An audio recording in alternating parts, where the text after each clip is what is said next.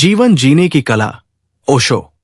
जीवन जीने की कला, ओशो आचार्य रजनीश के प्रवचनों पर आधारित एक गहन पुस्तक है जो जीवन को एक कलाकृति की तरह जीने का दर्शन प्रस्तुत करती है। नमस्ते दोस्तों, मेरा नाम है शिवम कुमार। इस पुस्तक में ओशो कहते हैं कि जीवन स्वयं में एक रहस्य है, न कि कोई समस्या जिसका हल ढूंढना है। असली कला इस रहस्य में डूब जाने और हर पल को पूर्णता से जीने में निहित है। प्रमुख अध्याय एवं विचार। 1. जीवन एक उत्सव या एक बोझ। ओशो कहते हैं कि अधिकांश लोग जीवन को एक बोझ, एक संघर्ष की तरह जीते हैं। शिक्षा, परिवार और समाज हमें जीवन के प्रति गंभीर बना देते हैं, परंतु वास्तविक जीवन एक उत्सव, एक नृत्य, एक गीत की तरह होना चाहिए। उत्सव की भावना तभी आती है जब हम अभी और यहां में जीते हैं, अतीत के पछतावे और भविष्य की चिंता से मुक्त होकर। 2. सजगता, जीवन की आधारशिला। पूरी पुस्तक का केंद्रीय विचार सजगता, अवेयरनेस है। ओशो के अनुसार बिना सजगता के जीवन एक अंधेरे कमरे में टटोलने जैसा है। सजगता वह दीपक है जो हर क्रिया, विचार और भावना को प्रकाशित कर देता है। जब आप सजग होते हैं तो आप प्रतिक्रिया, रिएक्शन नहीं बल्कि उत्तर, रिस्पॉन्स देते हैं। प्रतिक्रिया अचेतन और विनाशकारी होती है, उत्तर चेतन और रचनात्मक। 3. विचारों का दासत्व और मुक्ति। मनुष्य अपने ही विचारों का दास बन गया है। ओशो कहते हैं, तुम अपने विचार नहीं हो, तुम विचार करने वाले हो। इस अंतर को पहचानना ही मुक्ति की पहली सीढ़ी है। निरंतर विचारों का शोर हमें वर्तमान क्षण से काट देता है। ध्यान, मेडिटेशन इस शोर को शांत करने की कुंजी है। 4. प्रेम और संबंध, स्वामित्व नहीं, स्वतंत्रता। आधुनिक संबंध स्वामित्व और अपेक्षाओं की जंजीरों में जकड़े हुए हैं। ओशो प्रेम को एक ऐसी स्वतंत्र ऊर्जा के रूप में परिभाषित करते हैं जो दो पूर्ण व्यक्तियों के बीच साझा होती है। प्रेम किसी की कमी पूरी करने के लिए नहीं, बल्कि अपने अतिरिक्त आनंद को बांटने के लिए है। जब प्रेम में स्वतंत्रता होती है तो वही सच्चा संबंध बनता है। 5. धन और सफलता, साधन या साध्य। समाज ने धन और सफलता को जीवन का लक्ष्य बना दिया है। ओशो इन्हें साधन बताते हैं, साध्य नहीं। साध्य है आनंद। यदि धन और सफलता आनंद लाते हैं तो वे उपयोगी है, यदि वे तनाव और दुख लाते हैं तो व्यर्थ है। सच्ची समृद्धि भीतर के आनंद से आती है, बाहर के संग्रह से नहीं। 6. मृत्यु, जीवन का अंतिम उत्सव। मृत्यु को समाज ने एक भयानक सच्चाई बना दिया है। ओशो मृत्यु को जीवन का शिखर, एक परिवर्तन, एक नए का जन्म बताते हैं। जो व्यक्ति पूरी तरह जिया है वो मृत्यु से भयभीत नहीं होता। मृत्यु का भय वास्तव में जीवन को पूर्णता से न जी पाने का भय है। मृत्यु के प्रति सजगता ही जीवन की गहनता को बढ़ाती है। 7. ध्यान, बिना क्रिया का कर्तापन।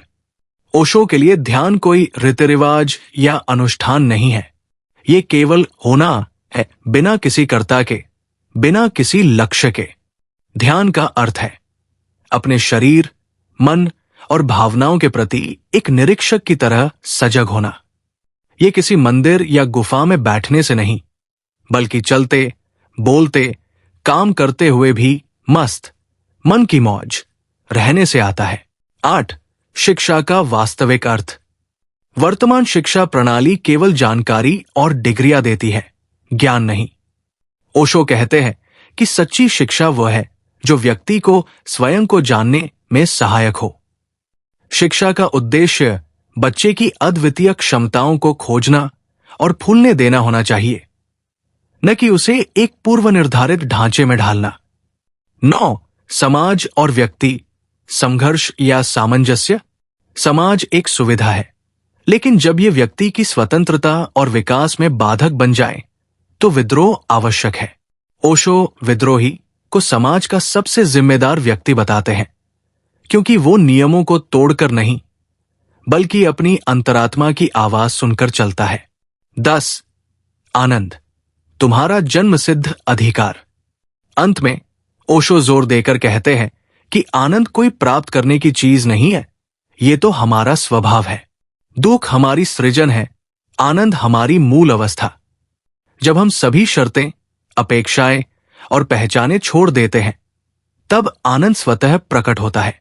जीवन जीने की कला इस आनंद को पहचानने और उसे हर क्षण में बहते रहने देने में है। ओशो की जीवन जीने की 5 कलाएं। सारांश। सजगता की कला, हर क्षण जागरूक रहो। तुम जो कर रहे हो, सोच रहे हो, महसूस कर रहे हो, उसके प्रति एक गवाह बनो। वर्तमान में जीने की कला, अतीत और भविष्य के भार को छोड़ो। यही क्षण ही सच्चाई है, इसे पूरी तरह जियो। प्रेम की कला, प्रेम को एक सौदा मत बनाओ। बिना शर्त प्रेम करो, बिना स्वामित्व के। प्रेम तब होता है जब 2 स्वतंत्र आत्माएं मिलती हैं। मौन की कला, विचारों के शोर से परे जाकर अपने भीतर के मौन को सुनो। यही मौन ही ध्यान है और सभी रचनात्मकता का स्रोत है। मृत्यु को आलिंगन करने की कला, मृत्यु को जीवन से अलग मत देखो। हर पल मरने दो जो बीत गया, ताकि नया जन्म ले सको। इसी में अनंत जीवन का रहस्य है। निष्कर्ष, जीवन जीने का ओशो का सूत्र। ओशो का संदेश स्पष्ट है। जीवन को गंभीरता से मत लो, क्योंकि तुम इससे बचकर नहीं जा सकोगे। इसे एक खेल, एक नाटक, एक स्वप्न की तरह जियो। वे हमें जोरबा द बुद्धा बनने का आह्वान करते हैं, जो जोरबा की तरह संसार के भोग में डूब सके और बुद्ध की तरह उससे मुक्त भी रहे। यही जीवन जीने की कला का सार है। पूरी तीव्रता से जीना, पूरी सजगता से जीना और पूरे हृदय से ये जानना कि ये सब एक दिव्य खेल है।